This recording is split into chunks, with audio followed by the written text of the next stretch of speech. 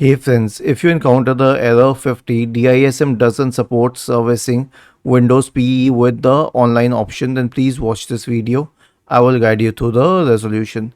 Now the main resolution here is that we will run a different sort of DISM command. Now you know the DISM command.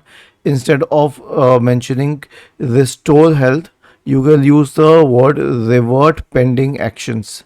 Okay, I'll show you here. Instead of using restore health at the end, you will use revert pending actions. So copy this DISM command. Actually, I'll mention it in the description section of the video, and search for command prompt and then click on run as administrator and then paste it here, then hit enter, and it will revert the last DISM scan.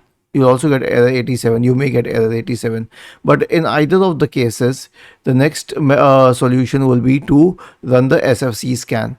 Now the SFC scan is not the same as the DISM scan, but it is very similar in the sense that it will repair the missing and corrupt system files on your computer, and DISM actually repairs the system image, but practically both of them do the same job. So search for command prompt in the Windows search bar and click on run as administrator to open the elevated command prompt window. Type the command sfc space / scan now and hit enter to invoke the SFC scan. Was this helpful? If yes, then please subscribe to the channel, and if not, then let us know in the comment section of the video on how we could help you further. Thank you for watching this video and have a nice day.